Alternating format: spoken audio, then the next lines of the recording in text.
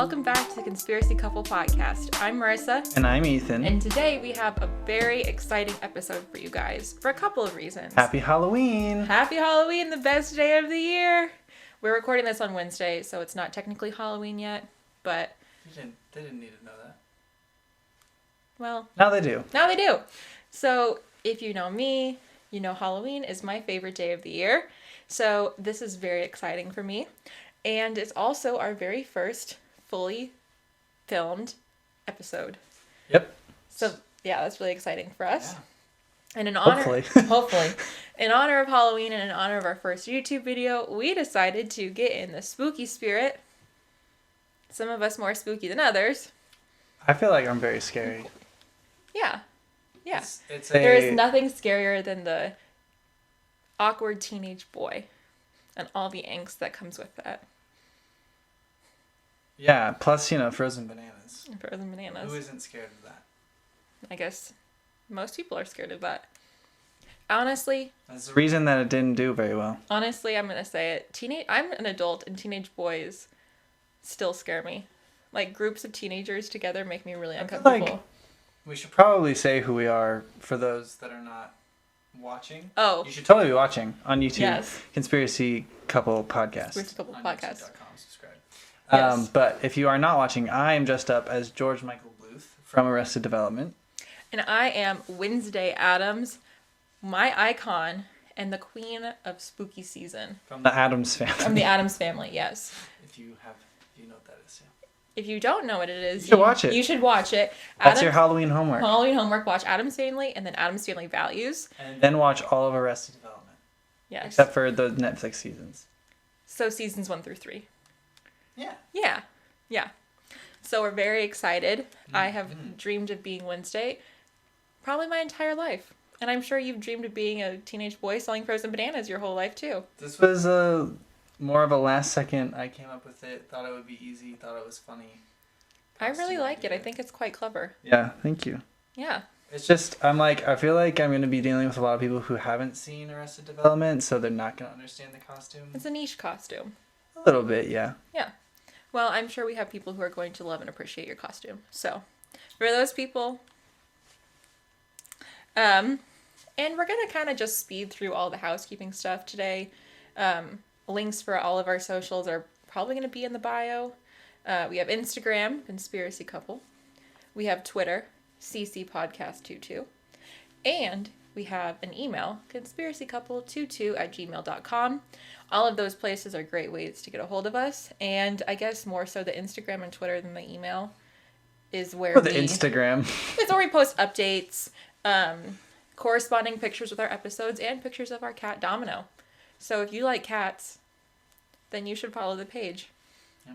And you should subscribe to us on YouTube because we will be doing more of these. Not all of our podcasts will be all video. We'll have some that are audio only. Just because, this isn't a full-time job, unfortunately. No. And other responsibilities get in the way. That's true. So, anything else you'd like to add before we dive into our topic? No. I don't think Okay. All right. So we are actually going to do something a little bit differently this week. Oh. So we're going to be talking about two things that I am really interested in. Okay. True crime and conspiracy theories. So what? What's different then? Well, I feel like we talk a lot more about conspiracy theories than true crime. That's true. True crime really... Well, we talked about Marilyn Monroe. That was kind of true crime. Is a lot of true crime cases are solved. Oh. So we're a conspiracy theory. We're the conspiracy couple. I'm not going to present a case if it's already been solved. But we're doing that today. We're doing that today. Has it been solved? No. I mean, I know what the topic is. No, it hasn't actually. It's one of the rare episodes where I come in knowing the topic. Yes, it was you who suggested it. I did suggest it. Yeah. Yes. Because I saw news on it. You did. I think if we weren't doing this episode, that probably would have been conspiracy news. Probably. The segment that has died. The segment that, yes, it's died. Maybe we'll revive it. Maybe we won't. Depends on what the news is. Yes. Yeah. But this case is one that is full of conspiracy theories. It's incredibly fascinating. And it did have some huge developments recently. And we'll get into those. So, today we are going to be discussing the infamous Zodiac Killer. Wow. We didn't even practice that. Well, I just figured out when you were going to say it, and there's only so many ways you can say Zodiac Killer. It's not like you're going to be like, Zodiac Killer. You know. I could have. You could have, I guess, but that would have been very weird. Would have, but you know. So, Ethan. Yes. As always, do you know anything about the Zodiac Killer? I actually do. Okay. But to be fair, most of my knowledge comes from the movie Zodiac, starring Jake Gyllenhaal and Robert Downey Jr. and probably other people that I can't remember. And I also watched it when I was in high school. So, but what I do know about the Zodiac Killer. Well, it was based off true events. Okay. And they don't know who the Zodiac Killer is in the movie, so. Okay. But anyway, so basically what I know about the Zodiac Killer is he was a serial killer in the 80s? No. No. In the 70s? No. In the 90s? No. In the 60s? Yes. In the 60s? I don't know why. I knew it was earlier than that. Well, anyway. I guess we'll get into it, but. But anyway, he was a serial killer in the 60s. I don't know time. That's why I got it wrong. I'm bad at time. Okay. And I guess I don't know much other than the fact that like really nobody knew who it was. They never caught him. There's like tons of, I know that we'll obviously get into it, so I'm not going to say anything, but there's tons of theories about who the Zodiac Killer could be. And he like really terrorized the United States. California. He was in California, right? Yeah. San Francisco. And I don't remember why. I feel like California was like the murder capital of. It's a big state. And it's very populous, so. Well, true. But anyway, I don't remember why he's called the Zodiac Killer, but I'm sure you'll talk about that. But the one thing I do know is that he like taunted the police and sent them messages basically being like, you can't catch me, yada, yada, yada. Yep.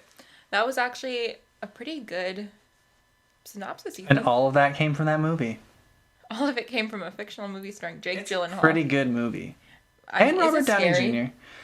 I haven't watched it because I'm... I would say it's more like a thriller. I mean, it's about a murderer. Well, it's more about the people trying to catch them. I think it's like... I didn't think it was scary. I mean, you're more of a... I'm kind of a wimp when it comes to scary movies. But you're more of a wimp than I am. Yeah. So... I would have to rewatch it to really know, because it's been a while since I watched it.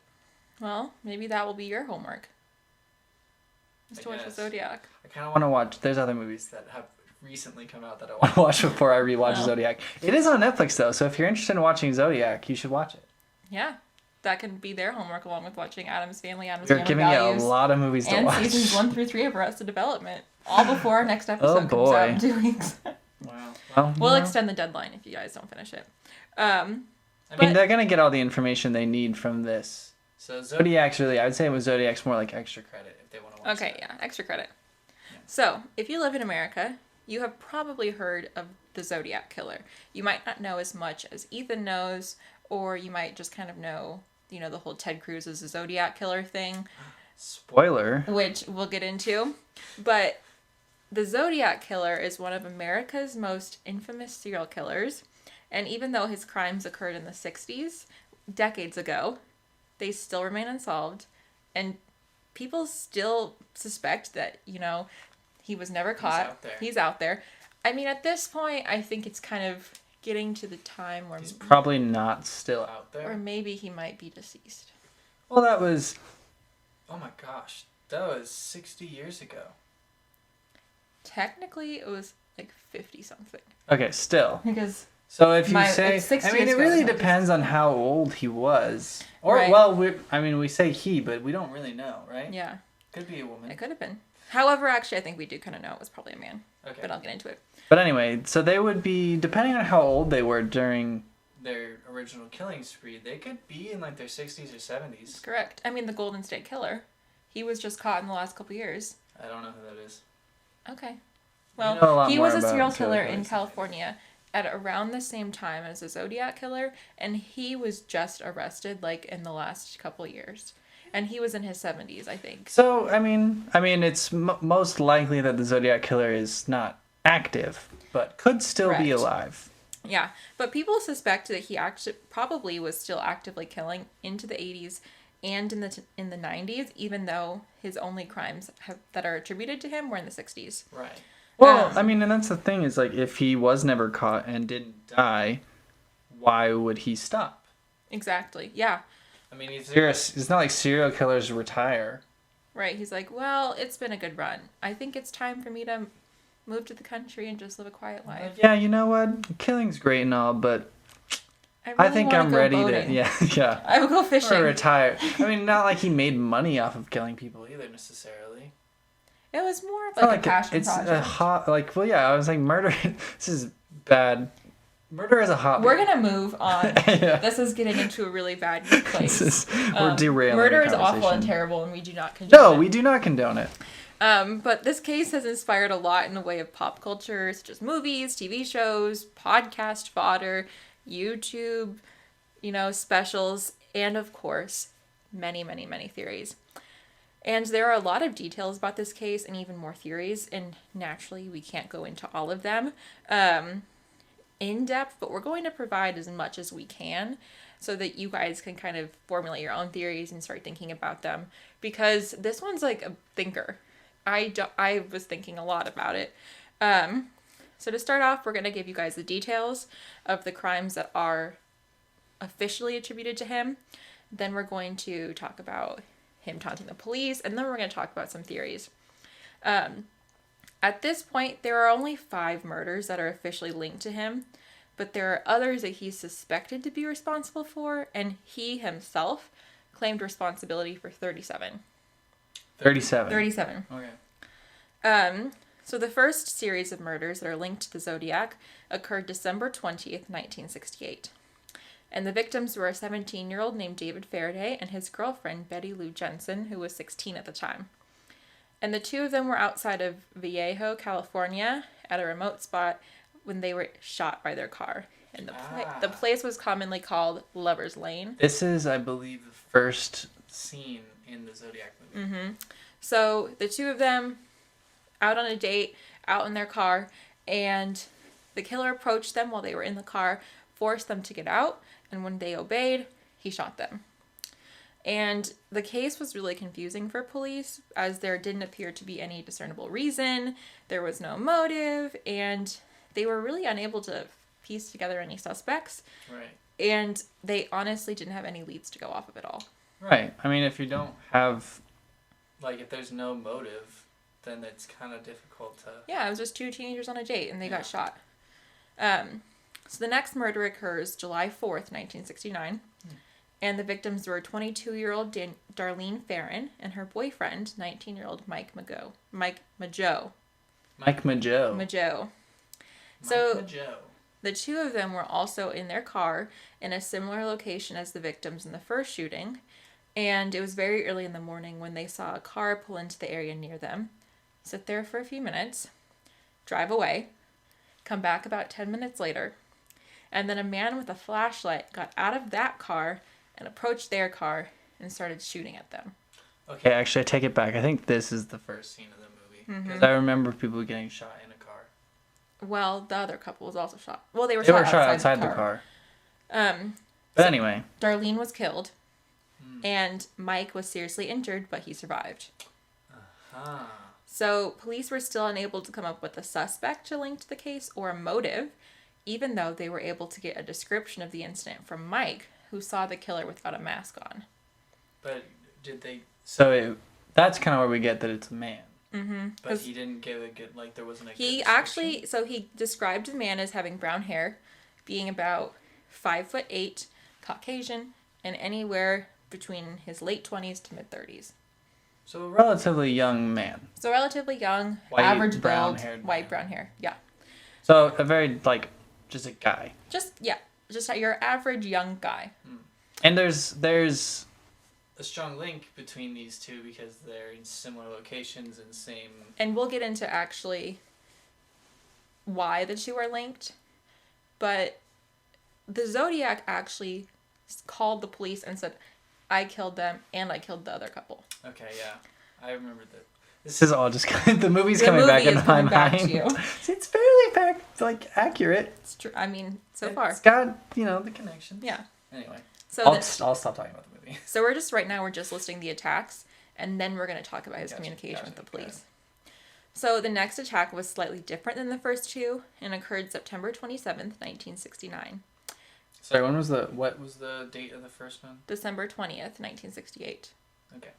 So the couple he attacked were named Cecilia Shepard and Brian Hartnell, while they were at Lake Berryessa in Napa Valley. And this time the couple was not shot, but instead were tied up and then stabbed by a man in a shirt with the Zodiac's symbol on it. The shirt had a Zodiac symbol on it? The shirt had the symbol on it. What So you know that symbol that's the circle with the cross through it? Yeah. That was on his shirt. That's a Zodiac symbol? That's the Zodiac symbol. I really only know that from the movie. Yeah. Okay. He was also wearing an executioner's mask. And when he approached them, he stated that he was an escaped convict. So the killer then wrote a message designed for the police before fleeing the scene, and he drew the Zodiac symbol on their car. And he also wrote down the dates and times of the previous murders. After this, he went to a payphone nearby. That was in the middle of the day, too, right? Yes. Where he called the police and reported the murder himself.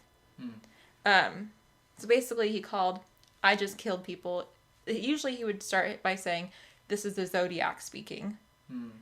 I just killed these people. This is where they are. And then he left and the police came. Right. So Shepard passed away as a result of the attack. Hartnell was stabbed 6 times, but managed to survive. So very unfortunate, just random killings of these young people for no discernible reason. Right. It's just 2 young couples every single time. Yeah, just young couples. Or 3, yeah. Yeah. It's just tragic and senseless, really. There's there's a pattern. There's a pattern. However, the next killing breaks the pattern completely. So this was taxi driver Paul Stein, and this occurred October 11th, 1969. So if you'll notice, the dates are also getting closer together. Right. So the first one was December to July, July to September, September to October. So a month. Mm-hmm. So Paul Stein was shot in the head and killed in San Francisco. And the person who shot him was his passenger in the cab, and the shooting actually had 3 people who witnessed it, thought it was a robbery, and called the police. So this was witnessed. And I'm sure you're thinking, there's a lot different here. We had 3 young couples in remote areas in their cars, and then we have a single man driving a taxi. Right. Not in a remote area, because 3 people saw it. 3 people saw it, and it's in San Francisco. Right.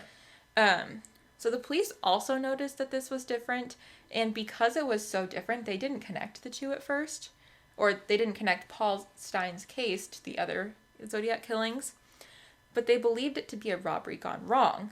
Right. And that was partially due to the witnesses who thought it was a robbery and reported it as such. Right. I mean, that kind of makes sense. That's what you would think. And there was some other confusion. The police dispatcher somehow mistakenly stated that the shooter was a black male instead of repeating the witness description. Which was? The same description as previously. White, A white, average build man in his 20s to 30s. Interesting. So this is frustrating. Right. Because it's, hindsight's 2020. This is so frustrating because 2 police officers, after this, when they were at the scene of the crime, saw a very suspicious man walking away from the crime scene, who they later looked back and believed was the Zodiac. Oh my gosh. But since they thought that they were looking for a completely different person, they didn't consider him a suspect. Wow, that's awful. So this man matched the witness description that was provided by Mike Mageau. Mageau. I keep saying Mageau. Because Mageau is a weird name. It's a fancier name. Is it? Yeah. Mageau makes more sense to me than No, Mageau. I think Mageau sounds fancier. All right. However, he didn't match the description that the dispatcher provided, so the police went up to him, asked if he had seen anything suspicious, and then when he said no, they let him go. Oh my gosh. So they were treating him as a witness versus a suspect. All because the dispatcher decided to be wrong. And, hindsight's 2020. I'm not going to say, oh, they were such an idiot. Oh my gosh. I don't know how I would respond in this kind of a situation. That's on the dispatcher. It is. And, should the cops probably have questioned him more? But here's the thing is you can't just arrest people for no reason. No, I'm not saying they should have arrested him. I'm saying should they have probably asked more, gotten more information, probably got his name and ID cuz I don't know. I don't know if things have changed, but I feel like that's what you do now if you're getting witness statements. And we're going to get into that more and it's going to be even more frustrating. Yeah. However, there was a lot of confusion, and so that man just kind of walked away. And some people actually think that this wasn't a mistake and that it was all a cover-up. What do you mean? So that the dispatcher purposefully said it was a completely different person. Because the dispatcher was in on it? I don't know, but there is there's one of the theories is that there's cover-up within the police department.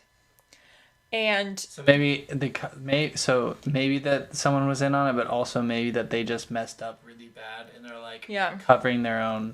So there's two camps that it was purposeful that there was a cover up, or that there was a mistake, and so then they covered it up by letting the guy go. Or just some ineptitude. I just kind of fall into the camp of it was a highly, highly unfortunate mistake. It's a mistake, yeah. Yeah. At the bare minimum, it's just some ineptitude and some bad police work, which, mistakes happen. Yeah. It sucks when the consequences are this result, but correct. Mistakes happen. Yeah. The police did find a bloody fingerprint in the cab, but this still didn't lead them to be able to find a suspect. Right. So now... Well, because fingerprints only matter if they're already in the system. Correct. And also, this is the late 60s. Right. DNA technology was not the same as it is now. Right, yeah. So those are the murders that are attributed to the Zodiac. Now, this next incident is really, really interesting to me. So that is about a woman named Kathleen Johns. So Kathleen Johns was a mother who somehow ended up riding in the Zodiac's car with her young son. So she was pregnant at the time. She has a 1-year-old son. And you might be thinking, how does she just end up in a serial killer's car? So basically she was driving and it was dark and she's driving in her car and the car behind her was flagging her down and flashing their lights at her. And she pulled over, and when she pulled over, the guy in the car said, "You have a loose tire." And so she did actually have a loose tire. And so essentially the man in the car offers to drive her to go get the tire fixed.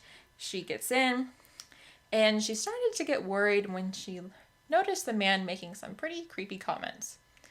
And when the car ride extended to about 2 hours and they were kind of just driving around. So while in the car, the man she was riding with stated that he was going to murder her and throw her child out of the car. So she managed to escape by jumping out of the car when he turned with her child, running into a field and hiding in the field until he gave up looking for her and left. So the man in the car was not wearing a mask while she was with him. Probably because he thought he was going to kill her, so it wouldn't matter. Right.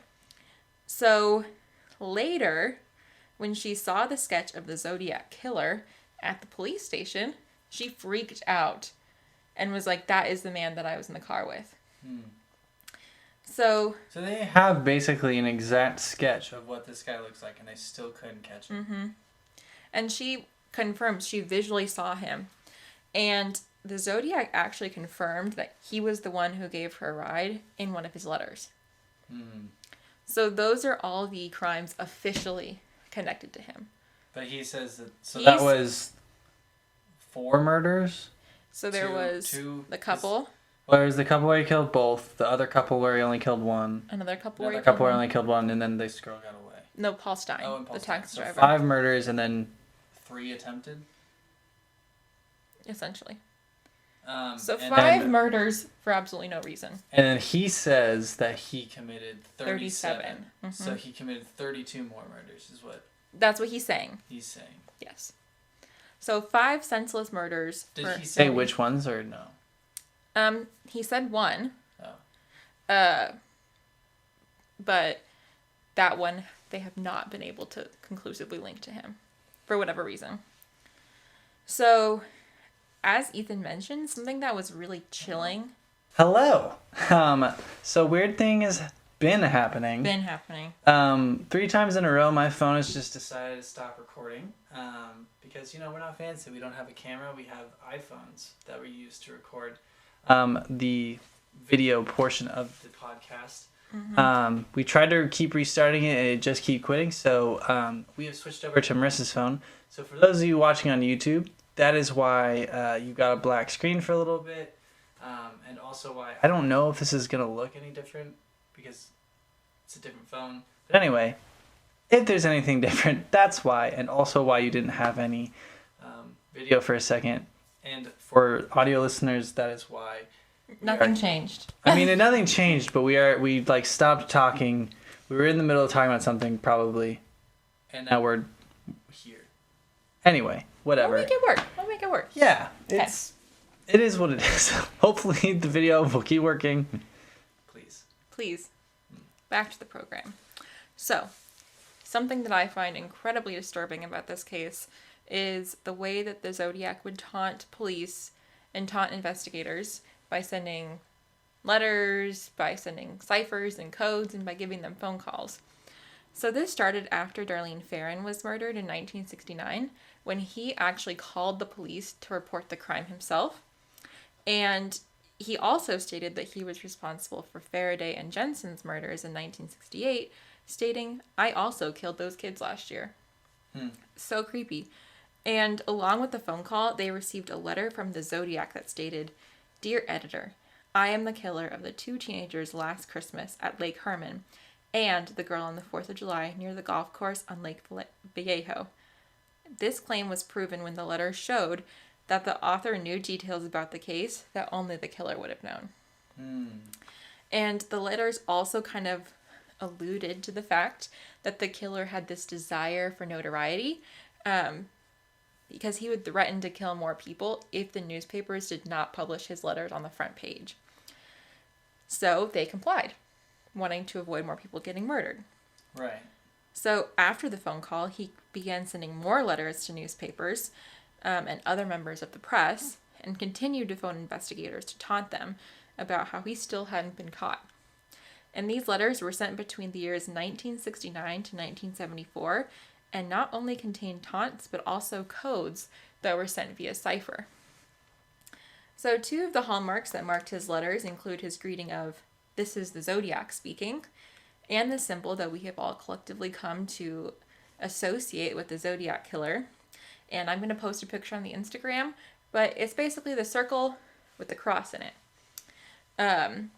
And as I mentioned, his letters contained ciphers, which are like secret codes. And over the years, he sent a total of 4 ciphers to newspapers. So the first was sent in 3 different parts, July 1969, and is popularly known as the 408 cipher due to the fact that it contained 408 letters.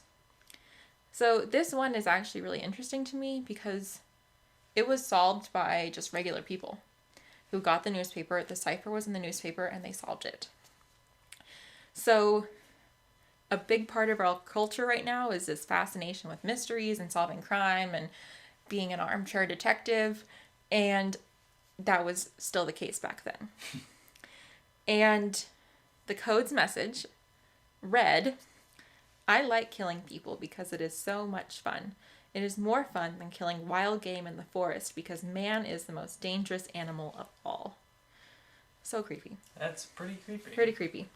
And in another letter, he also talked about how when he was killing people, he was collecting slaves for himself for when he lived in the afterlife, and that he refused to reveal his name because if he did, it would stop him from collecting his slaves. Interesting. Yeah, it was a very interesting viewpoint on the afterlife. Yeah, that's odd. But just so creepy and just evil. Like, this is just an evil person. Yeah. So following Stein's murder, remember he was a taxi driver, a letter was sent to the San Francisco Chronicle taking credit for that crime, as well as providing details about the crime, including a bloody piece of Stein's shirt. So in the letter, he said that the bloody fingerprint that was found wasn't actually his, and that he planted it there himself to throw the cops off his trail. And he also taunted the 2 police officers that saw him, which basically confirmed that unfortunately they did see the Zodiac. Oh my gosh. But didn't apprehend him at that time. I mean, gosh, imagine how it must have felt to have been those 2 cops and just know, oh my gosh, we talked to the Zodiac. Yeah. And we let him go. That they probably never, like, they never got over that.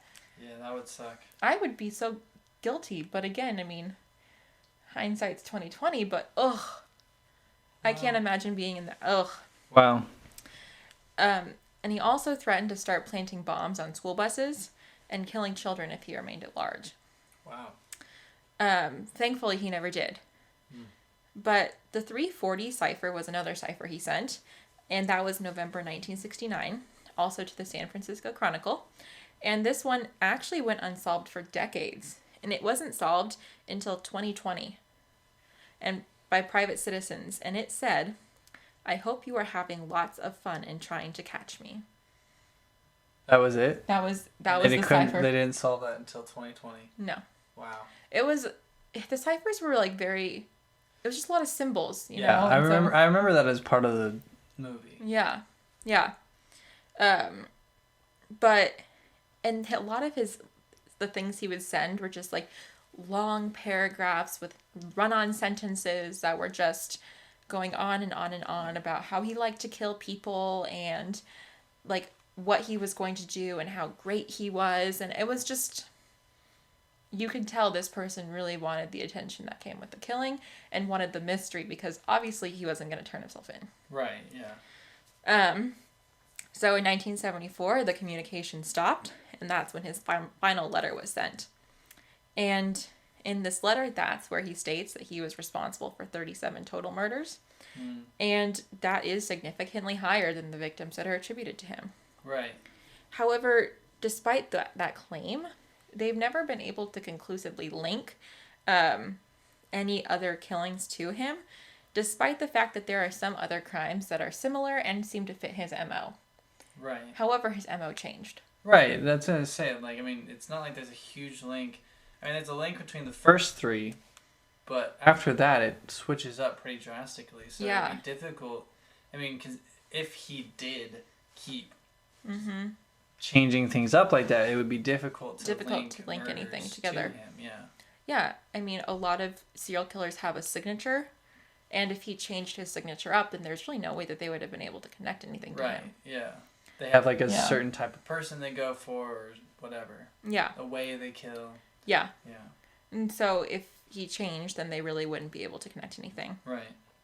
So the evidence that we have was a sketch that was done after the Stein's murder. A partial DNA match from saliva off of the stamp on one of the letters that was sent. And then the bloody fingerprint.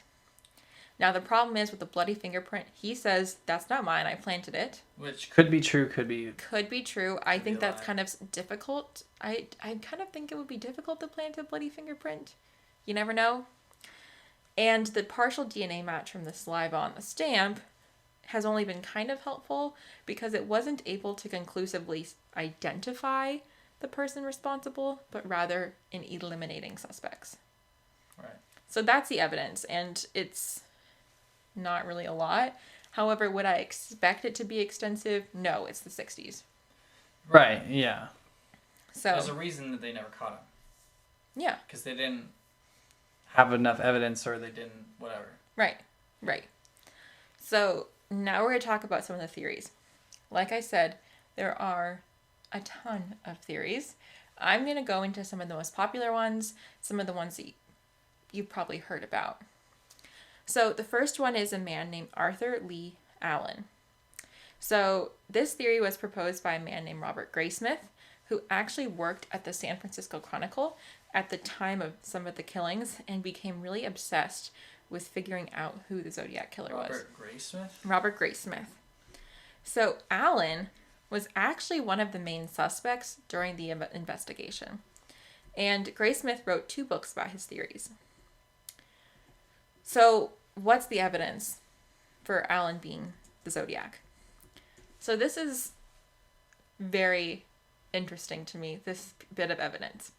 So on the day of the stabbing at the lake, Allen apparently told his family that he was going to go to that same lake, Lake Berryessa, to go scuba diving. Well, when he arrived home, he was apparently covered in blood. Huh.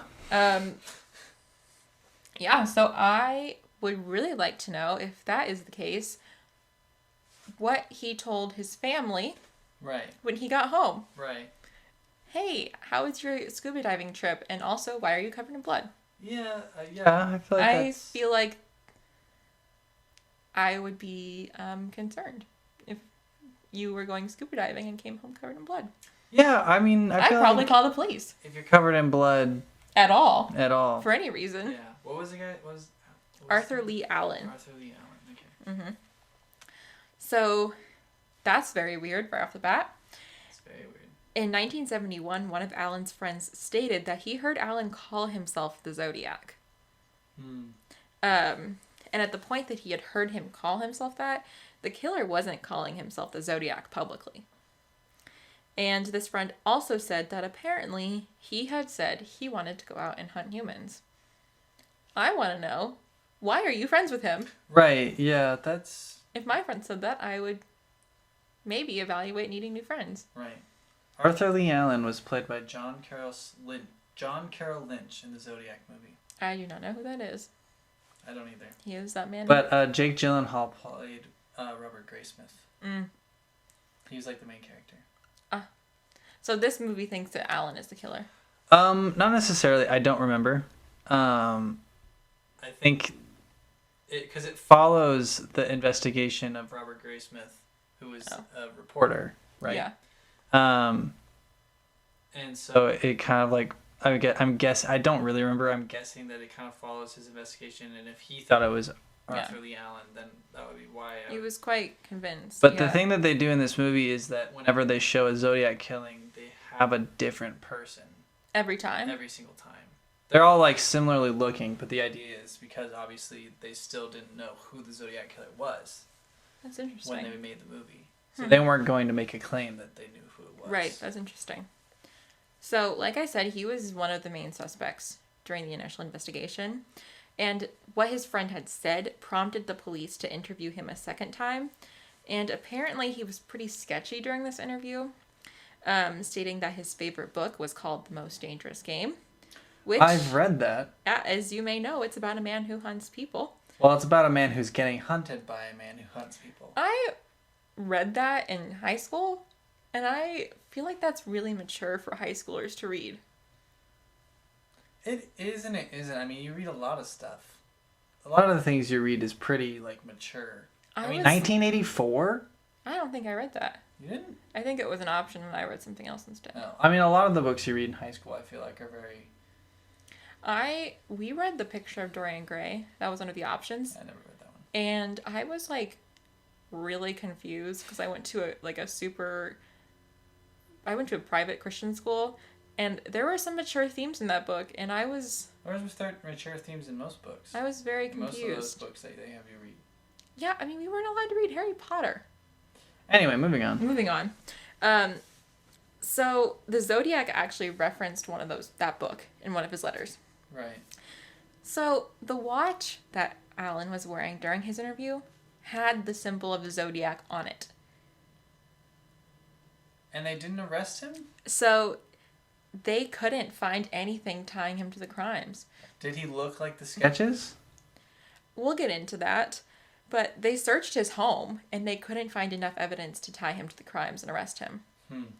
Because you have to meet a burden of proof to be able to arrest someone. I mean, yeah, it makes sense. So, weird thing, he was arrested for a different crime and spent 3 years in jail. So, while he was in jail, no letters from the Zodiac were sent out.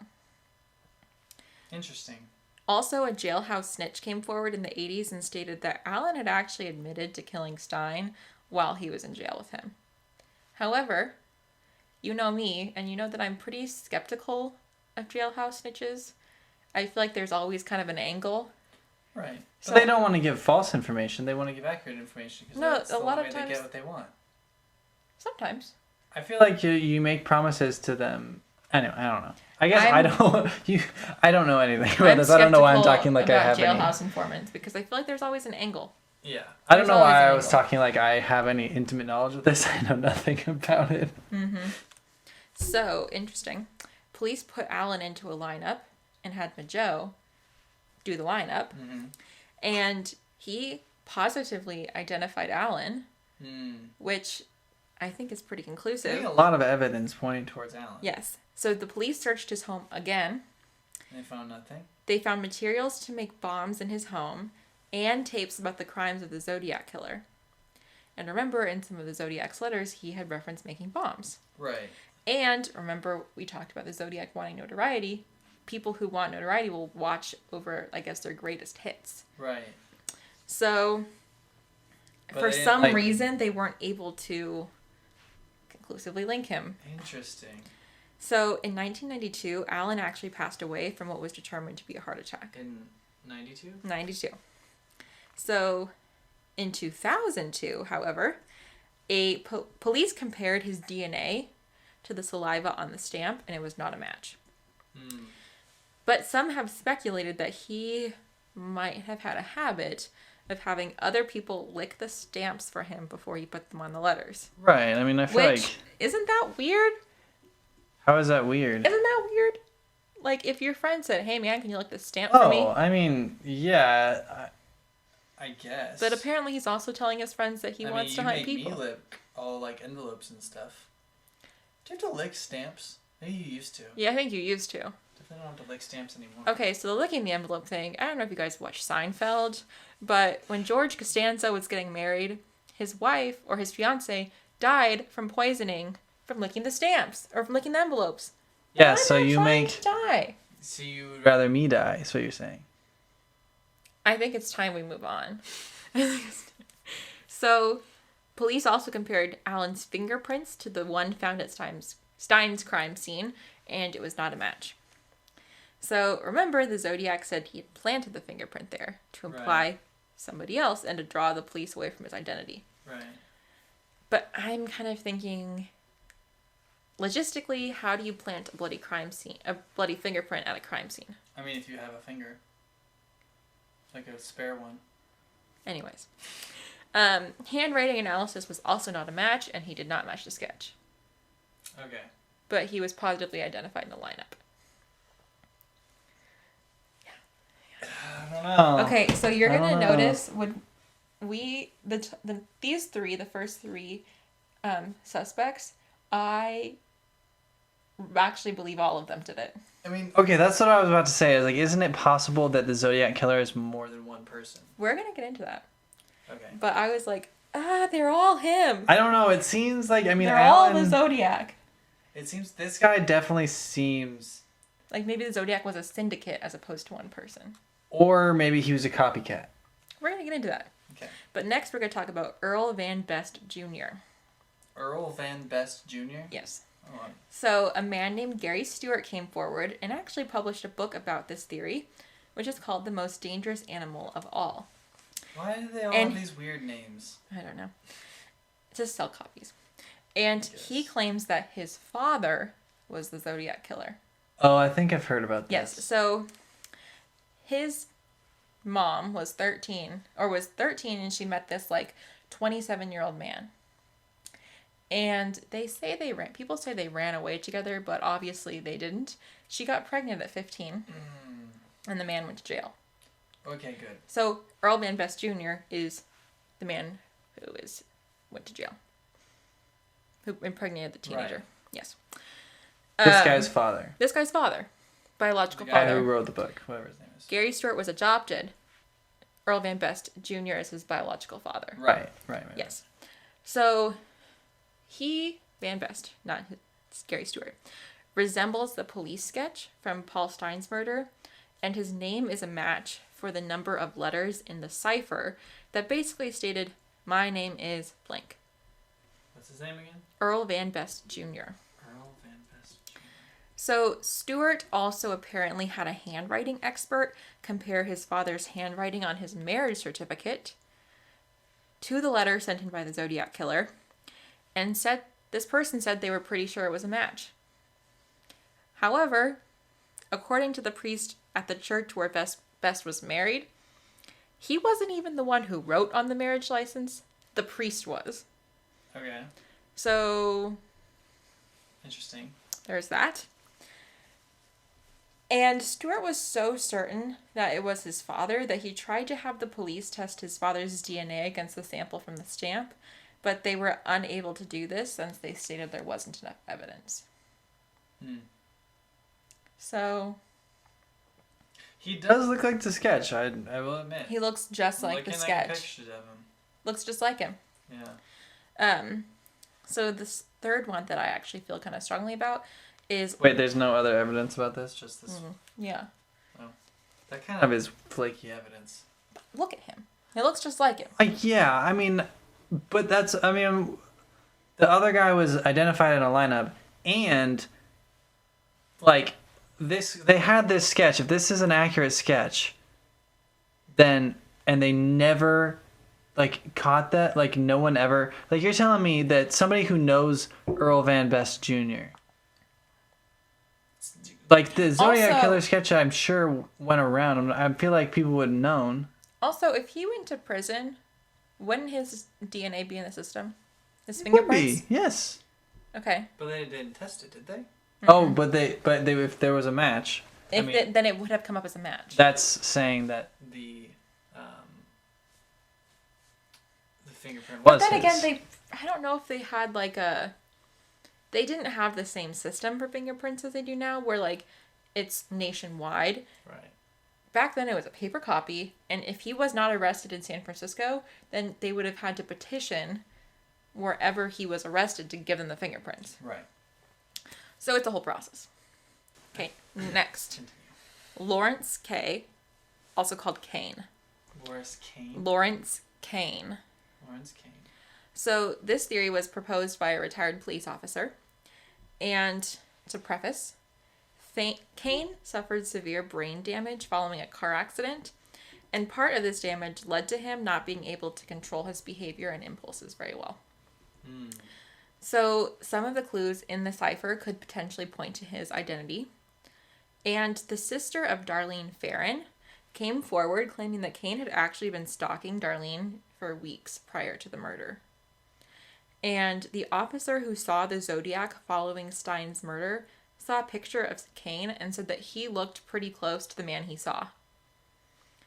And Kane also moved to South Lake Tahoe at the same time that a suspected victim of the Zodiac disappeared from that area, and he was confirmed to have lived in the same area as all of the victims attributed to the Zodiac. So Kathleen Johns actually stated that it was Kane who was the driver of the car she was in when she was shown a photo lineup. Interesting. However, apparently all of the evidence that could fit him is pretty much inconclusive in either confirming or excluding him. But I was like, really, when I was doing research, I was like, 100% it's Kane, 100% it's Alan. I could see Earl Van Best, but I was more convinced about the other two. Interesting.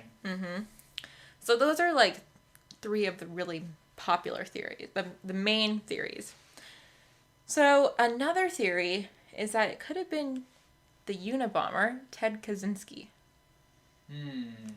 So a surprising number of people actually have questioned over time whether Theodore Ted Kaczynski, also called the Unabomber, could be behind the Zodiac killings as well. And some people think he's actually responsible for another string of unsolved murders in the area, called the Tylenol killings. So if you've never heard of the Unabomber, basically he was a mathematics professor who gained notoriety for mailing bombs to places like colleges, technology centers, Basically, he stayed there for the purpose of... Wasn't it mostly universities? Mostly universities. He put one on an airplane, I think. He basically was, like, very anti-technology. Very anti-technology, yeah. And sent bombs to try and, like, send a message. Yeah, yeah. And these attacks killed multiple people and wounded many more, and went on from 1978 to 1995. And police kind of toyed with this idea for a while, but ultimately weren't able to really link the two. I feel like it doesn't... I mean, because so we listened to a podcast about the Unabomber. Mm-hmm. So I know a little bit about the Unabomber. It just doesn't... Like, his MO for the bombings was, like, he was very specific and had very strong feelings.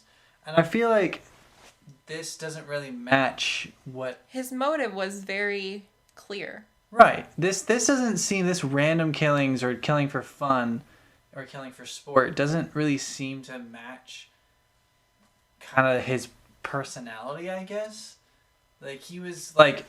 Because he basically was, like, scorned and, like, became very violent and, like, basically convinced himself that he was doing the right thing. He was... Where this, like, the Zodiac Killer very much seems like somebody who knows what he's doing is wrong but thinks it's fun. Mm-hmm. So that just doesn't... I mean, and the Unabombings were after this, so... Yeah. That kind of a switch doesn't really make sense. Yeah. So what's some of the evidence that could connect Kaczynski and the Zodiac Killer? So while the crimes happened, he lived in the same area that they occurred at. They both sent coded messages to law enforcement in which they employed the use of codes and they signed their work. And they also requested that their work be published in newspapers and threatened even more casualties if they weren't. Yeah, but, I mean, even with that, like, because of how, like, I mean, in the Zodiac's own letters, like, he said, he was, like, very boastful. Like, don't you think if the Unabomber was the Zodiac Killer, he would have said so? I think so. I feel like, why would he have differentiated?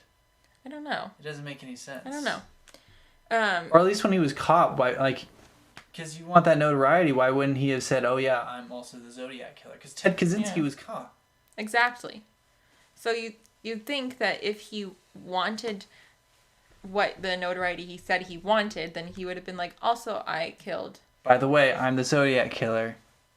And that would have been a big deal. Would have felt like, oh, I'm the star, because like that seems like what the Zodiac Killer thinks. Yeah. So, I don't really buy that at all. Yeah, sketches of the two have appeared to be similar. No. In some instances. I mean, it's a white guy with glasses, like short hair white guy with glasses. Like, yeah, it's not I feel like a lot of people. Right, could look like him. It could look like a lot of people. Exactly. So that's one. Another interesting one is Charles Manson or the Manson family. Okay. So if you don't know who Charles Manson is, he was another serial killer, a very evil man. And he recruited this cult-like following of young people in the 1960s that he called his family and convinced them to murder for him with the idea of triggering a race war. And they were active around the same time as the Zodiac killings and spent some time in the San Francisco area. And conspiracists claim that private investigators uncovered a link between members of the Manson family and the Zodiac killings, and that the police knew about this and covered the information up because they feared that if they connected the two, it could jeopardize their case against the Manson family members for the killings that they claimed responsibility for. Weren't most of the people who did the killing for Charles Manson women? Most, but there were male members of the Manson family. Tex was one of them. I don't know anything he about was a the man Mansons. and he did a lot of the killings. I don't know anything about the Mansons. And the police actually had this thought as well, and they investigated every known male member of the Manson family, and they could not find a connection. Yeah, I feel like if it were related to Charles Manson at all, it would have been a member of the Manson family or a follower of Charles Manson. Because Charles Manson didn't do any of the killings himself. And he was, like, well known. people like knew who he was. And if Charles Manson was the Zodiac Killer, he would have said it. And they would have, like, I mean, the girl, I forget her name, that was in the car and escaped, like, she, or any of the other people that survived, yeah. like, they would have been like, oh, it's Charles Manson. Yeah. And Charles Manson was also very showy with his killings. Like, his killings also had a motive, like an MO. Right. Like, they were violent, and he would write messages in blood, and if he would have done it, he probably would have been like, yeah, I did it. Yeah. So, I don't know about that one. So that's the thing with, like, I mean, I guess they'd never caught anybody, but if somebody was caught and went to jail or something, and they were the Zodiac Killer, like, it seems like they would have said something. Like, it seems like they would have boasted about that. Maybe, yeah. They seem that's the type of person that the Zodiac Killer kind of comes off as. Yeah. Another theory, and I think that you and I are kind of probably going to subscribe to this, is that there was a copycat killer. Well, I mean, there always is, I feel like. There was these initial killings, or maybe 1 or 2 initial killings, and then someone got inspired and took up the mantle. And we know that the Zodiac had some copycats. Right. We know that there was at least one in New York. So it's not surprising that maybe it was a couple people. That it wasn't just one person. It was a couple people, and that's why we haven't been able to catch one person, is because it wasn't just one person. Yeah.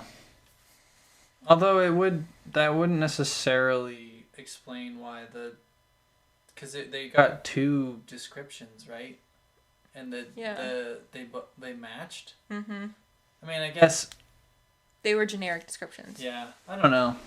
I mean, I definitely feel like a copycat makes sense, or maybe it was just like a group of people. Although I feel like then it would be a lot harder to, like, you would have found like connections. But I mean, I guess they never caught anybody, so yeah, it could be possible that they.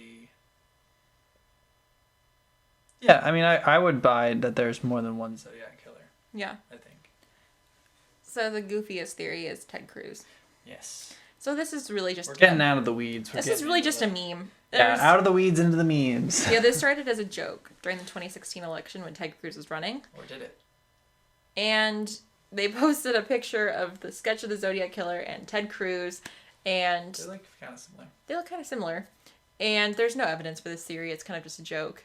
And Ted Cruz has actually gotten in on it too. It's just because he looked kind of like the Zodiac Killer, and let's be honest, Ted Cruz is like kind of an awkward person. Yeah. So doesn't seem like the type that would be able to. I mean, he probably wasn't. He's probably not old enough. I actually have no idea how old Ted Cruz is. Oh, do you think Ted Cruz is a Zodiac Killer, Ethan?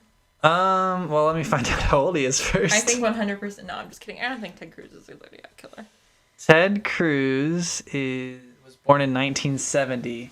So unfortunately, Ted Cruz, unless he's a time traveler, is not the Zodiac Killer. Yeah, Ted Cruz is officially off the hook. He also is Canadian. And also, he wasn't born. He wasn't alive. He was born in Canada. Did you know that? I didn't. So Ted Cruz is Canadian. I'm going to move on. Ted Cruz, not the Zodiac. Yeah. Confirmed. So, October of this year, October 2021. Yeah, the whole reason why we really are talking about this. A new this. development was made in the case, claiming that a man named Gary Francis Post is the Zodiac Killer. Mm-hmm. So, Post actually passed away in 2018. Right. But was an Air Force veteran and a painter when he was, younger and working. Right. And in his life. This was solved, if you're not watching the video, put solved in air quotes, by a group of approximately 40 independent investigators called the Case Breakers. So they claim not only is he responsible for the known crimes of the Zodiac, but state they are able to link him to one of the suspected but not proven victims of the Zodiac, Sherry Jo Bates. So the Zodiac claimed responsibility for Bates's murder, which happened prior to the other killings. The police investigated this, however, they weren't able to conclusively link them together. So they don't attribute it to the Zodiac, but he has taken responsibility for it. So other people obviously give him credit for it. I think he did it. Okay. Yeah. So some of the evidence that they uncovered included forensics and photos that Post possessed and a scar that Post had on his forehead that apparently the Zodiac also had on his forehead. So, Post's neighbor has come forward and stated that upon looking at the evidence, she also feels he's the Zodiac. But despite this, the FBI states that the case is still considered to be open.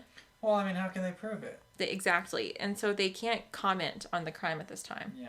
And I think a lot of people, something I noticed is people get frustrated when the police aren't sharing everything. I'm like, they can't. Because if a crime is still open, then they can't comment on it. Right. I mean, and that kind of just, ultimately, I think it's kind of disappointing because you want there to be a resolution, but ultimately we won't know really who the Zodiac Killer was or were, multiple, if it was multiple people. Yeah, and since, we're getting farther and farther away from the time of the killings. At this point, there's just no, unless the Zodiac Killer is still alive and comes forward and, provides evidence, there will be no conclusion. Mm-hmm. Or, here's another thing. They have a little bit of DNA. Police have used relative DNA to solve cold cases before. Yeah. Like those Ancestry, 23andMe, those kinds of things. The police can use those. At this point, though, there really is no point. Because the Zodiac Killer, if it is this guy, is probably not going to is not going to get justice. Anyways. Right, it's that if the Zodiac Killer was going to get caught, if justice was going to be served, that opportunity is long gone now. Mm-hmm. Unless he's still alive somehow. If he's still alive, then I hope he gets caught. Right, but that's the thing is, there's a reason why cold cases get dropped. It's because at a certain point they have to devote resources to something else. Yeah, you either it's not worth it, or you aren't going to be able to solve it, or there's really no way to serve justice regardless. Yeah, which is sad. Right. So that's the thing is, if they are going to prove it, it's only going to be to resolve the story. And honestly, that's not worth police time. And get justice for the memory of the victims. But if the person isn't serving time... It's not even justice, though, because if it is this guy and he just died in 2018, there's no justice served because what are they going to do? He's not going to go to jail. Yeah. If he did do this crime and he met Jesus, then he's gonna get justice in that regard. But so that's fine. It's not worth the time of the police to really do intense investigation into something like this because there's crimes happening now that they have to solve. Mm-hmm. Yeah. And why take away resources from that to solve? A high profile case, yes, but a case that isn't going anywhere, regardless of whether the person is found out or not. Right, because they're probably dead. Yeah. Which is just really sad. Yeah. But it's unless it's Ted Cruz somehow, in which case Ted Cruz wasn't born. It's a sad case because it's just all these young people dead for what? For no reason. And the person who perpetrated the crime is probably never going to see justice. Right. But Ethan, who do you think is the Zodiac Killer? I think it's probably a combination of people. I would believe that Allen guy, Arthur I'm Lee not going to remember any of their names. Arthur Lee Allen definitely seemed very sketchy and seemed he was positively confirmed in a lineup. Mm-hmm. So that's kind of, I don't know. But Kane was also positively confirmed in a lineup. Right, so that's what I'm saying is I would believe that either of them could be a Zodiac Killer or a copycat or something. I don't know. I wouldn't say that they're obviously it's not 100%. And it's definitely not 100% in my mind, but I wouldn't be surprised. Yeah. Yeah. I kind of feel the same way as you. I think Arthur Lee Allen is very suspicious. I think Kane is very suspicious. And I think that it's possible that there's a couple copycats. It could be that guy that the case breakers say it is. It could be. It could be. As always, we want to know what you guys think about this. Do you think that it's one of the people that we mentioned, or do you have a different suspicion? The great thing about YouTube is the comment section is a really good place to kind of share your theories. Yeah. Politely. Let us know what you think. Politely share your theories. Yeah, be kind. Be kind. So yeah, what do you guys think? Who do you think is the Zodiac Killer? Do you think that any justice will ever be served?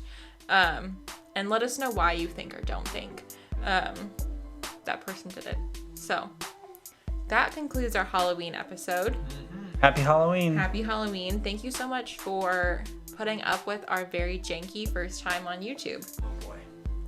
We hope it gets better. We really hope it gets better. It will get better eventually. Yeah. Bear with us. Yeah. The only place to go is up. It's true. Starting from the bottom. Yeah. And that, anyways. Yeah, no, we should probably promote it better than that. It's like and subscribe. If you want to see our faces and you want to listen to the podcast, which you probably already are, or if you're finding us, if you want to see our faces and listen to our podcast, just subscribe on YouTube. Hit like the and subscribe.